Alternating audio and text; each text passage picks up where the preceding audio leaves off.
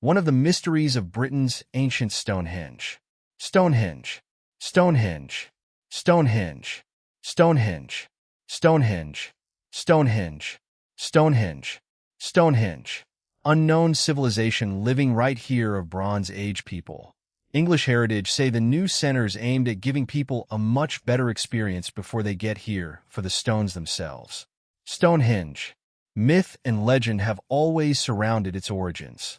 It's been called both a healing site and a place of human sacrifice. For the first time in history, ground-penetrating radars have scanned directly beneath Stonehenge. And what scientists discovered buried under those 5,000-year-old stones has finally solved a mystery that defeated researchers for centuries. Music. The radar pulses penetrated deep into the earth and returned with images of something the builders deliberately concealed underground. Something massive. Something that was never supposed to be found. When Professor Vincent Gaffin first saw the data render on his monitor, the room went silent. 20 enormous shafts arranged in a perfect mathematical circle, hidden passageways, buried structures no one knew existed. His coffee went cold. His team stopped breathing. Everything we thought we understood about Stonehenge was wrong. This is what the ground-penetrating radar finally revealed, and why the answer is more disturbing than the mystery itself. The buried secret. The team expected routine findings, old post holes, forgotten burial pits, standard archaeology that would confirm what everyone already believed. They did one final survey and made the most remarkable discovery of the entire study. 3 feet below the earth. Instead, the electromagnetic pulses that penetrated the chalk bedrock returned with evidence of the largest prehistoric structure ever discovered in Britain. And nobody, not a single researcher in 300 years of Stonehenge investigation, had known it existed. Here's where it gets crazy. The shafts weren't randomly scattered across the landscape. When researchers plotted their positions on a coordinate grid, the mathematics made their hands shake. 20 shafts, each over 30 feet wide and 15 feet deep, carved directly into solid bedrock using tools that supposedly didn't exist 5,000 years ago. They formed a perfect circle spanning more than a mile centered precisely on Durrington Walls, a site 2 miles from Stonehenge with geometric accuracy that modern surveyors would struggle to replicate without GPS equipment. We're talking about positioning errors measured in inches across a structure spanning thousands of feet in an age before metal, before writing, before wheels. Dr. Richard Bates from the University of St. Andrews ran the calculations repeatedly. Would suggest that they have some organized sort of ritualistic reason for being there, checking every measurement, hoping he'd made an error somewhere that would explain this away. He hadn't. When he finally addressed the team, his voice dropped to barely above a whisper. This is unprecedented. Hunter-gatherers did not do this. Early agricultural communities did not do this. Someone with knowledge we don't understand did this. The discovery emerged from the Stonehenge Hidden Landscapes Project, a multi-year initiative that deployed ground-penetrating radar across the entire region surrounding the monument. The technology sends electromagnetic pulses into the earth. When those pulses hit objects or density changes in the soil, they bounce back, creating detailed subsurface images of what lies hidden below. No excavation required, no damage to the protected landscape, just data returning from depths that had kept their secrets sealed for 5,000 years. And get this, the massive shafts were just the beginning of what the radar uncovered. When Gaffin's team expanded their survey across the wider landscape, the images revealed at least 17 previously unknown structures surrounding Stonehenge. Massive timber posts that once stood in concentric circles, some as large as the standing stones themselves. Ancient pits arranged in deliberate geometric patterns that mirrored celestial configurations. Processional pathways carved into the earth, designed to funnel movement toward the central monument like a vast ceremonial highway. The visible stones weren't the monument at all. They were just the center of something much, much larger. A design landscape that extended for miles in every direction. But what the radar found directly beneath the stones themselves would prove even more disturbing than what surrounded them. The sound machine. Here's the deal. For decades, visitors to Stonehenge reported strange sensations inside the circle. An unusual energy they couldn't explain. A low vibration resonating in their chests. a feeling that something was different inside those stones. Music. Most researchers dismiss these accounts as imagination, wishful thinking, or the power of suggestion affecting tourists who wanted to feel something mystical. The ground-penetrating radar changed everything. Once scientists understood the scale of hidden engineering beneath the surface, they started asking different questions about the structure above. If the builders had designed such elaborate underground features with mathematical precision, what else had they engineered that previous studies completely missed? The answer came from acoustical engineer Trevor Cox at the University of Salford. In 2020, his team constructed a precise 1:2 scale model using 3D printed stones, music positioned with millimeter accuracy to match the original configuration. Exactly. They placed it inside a specially designed acoustic chamber that eliminated all external noise interference, creating a perfect laboratory for measuring how sound behaved inside the ancient structure. What happened next made Cox stop the experiment entirely and recalibrate his equipment. He checked every sensor, verified every setting, then ran the tests again. Same. Music results. Inside the stone circle, the reverberation time measured just over half a second. Voices became fuller, richer, more powerful, transformed into something that seemed to carry weight and divine authority. Musical instruments resonated with amplified depth that wrapped around listeners from every direction. But the moment you stepped outside the ring, the effect vanished completely, like crossing an invisible threshold between two entirely different worlds. Think about what that means. Neolithic homes were quiet structures that absorbed sound. Open landscapes dispersed it quickly. Dense forests swallowed it entirely. But within Stonehenge, even ordinary speech became commanding. The builders had created a contained sonic environment completely unlike anything else in the ancient world. Here's the catch. Despite the massive stone surfaces surrounding the interior space, researchers detected almost no echo inside the circle. The arrangement of inner stones disrupted reflections from the outer ring so precisely that sharp echoes were eliminated entirely. That level of acoustic refinement doesn't happen by accident. It requires understanding. It requires intention. The builders knew exactly what they were doing. They engineered this. Rupert Till, an archaeoacoustics researcher, pushed the investigation further. He discovered that some Welsh blue stones produce clear ringing tones when struck. Sound leaves your hands, goes off, then it hits all the stones in the circle and comes back. And because I'm right in the center, there's a bit of a focus, almost like massive stone bells. The region they came from is traditionally called Maen Clohog, which translates to ringing stones. Local folklore had preserved knowledge of their unusual acoustic properties for thousands of years. But Till's acoustic modeling revealed something far more disturbing than resonant stones. The specific arrangement generates infrasound, deep vibrations that fall below the threshold of conscious hearing. Humans cannot hear infrasound, but they absolutely feel it. Scientific research has linked exposure to powerful sensations of awe, unease, disorientation, music, and primal fear. Were these frequencies an accidental byproduct of the stone arrangement? Or did the builders deliberately engineer a structure capable of manipulating human emotion without anyone realizing they were being affected? The researchers couldn't definitively answer that question, but the capability, music, was clearly designed into every carefully positioned stone. If ancient acoustic engineering fascinates you, subscribe Music now, because what they discovered about where these stones actually came from is about to rewrite everything we thought we knew about prehistoric music. Britain. The impossible journey. The acoustic discoveries forced researchers to completely reconsider every assumption they had ever made about Stonehenge.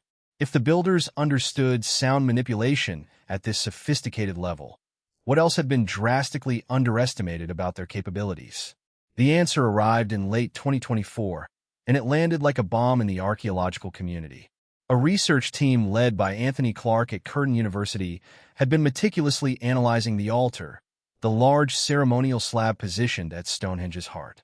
Using high-precision mass spectrometry at the John DeLutter Center, they examined tiny mineral grains trapped inside stone fragments with extraordinary accuracy, dating individual crystals and measuring isotope ratios grain by grain.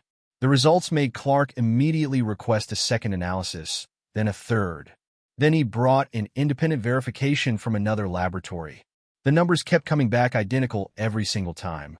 Some minerals dated between 1 and 2 billion years old.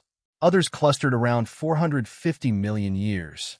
This highly unusual combination of ages created a chemical fingerprint. So, music distinctive that it matched only one geological formation anywhere on Earth. The Old Red Sandstone of Scotland's Arcadian Basin, northeastern Scotland, over 700 miles from Stonehenge. Dr. Robert Ixer of University College London had spent decades studying Stonehenge geology. He'd written definitive papers on blue stone origins. He thought he understood exactly where every major stone came from. When he saw Clark's data, he sat completely motionless for a long moment, processing what the numbers music meant. Genuinely shocking, he finally said, his voice flat and drained of its usual academic enthusiasm. This changes everything we thought we understood about these people. Here's the deal.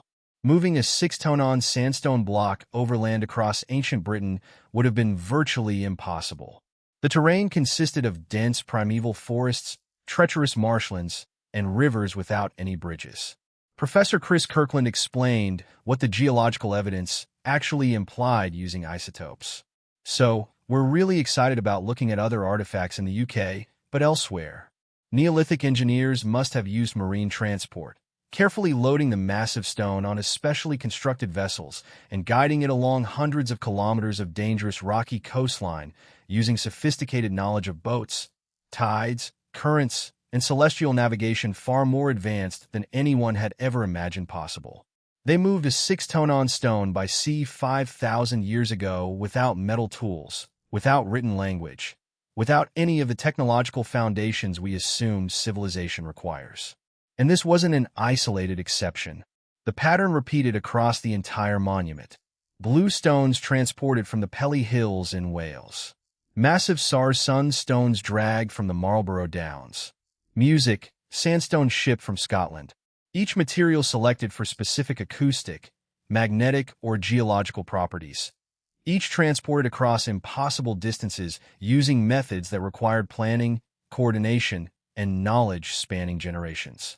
Researcher Richard Bevins, who spent years tracing the chemical fingerprints of Stonehenge materials, summarized the implications in terms even the most stubborn skeptics couldn't dismiss.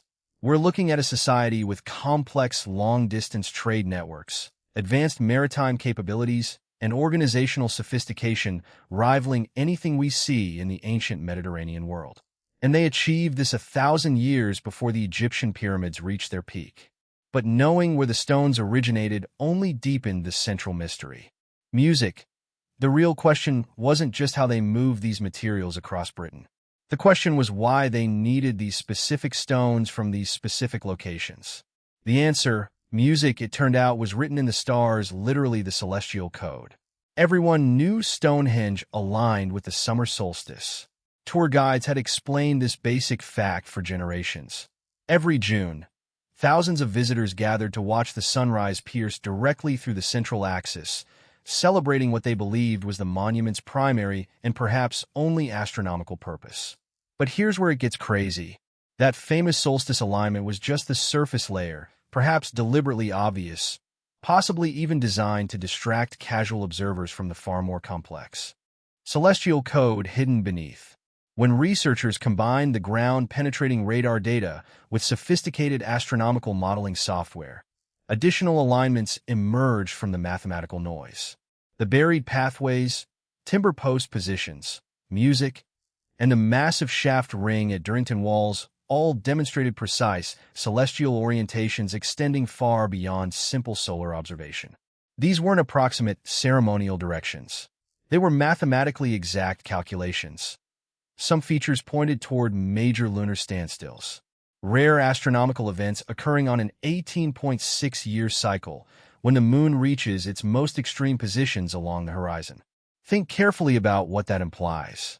Whoever designed this vast music landscape was systematically tracking celestial patterns that took nearly 2 full decades to complete a single cycle.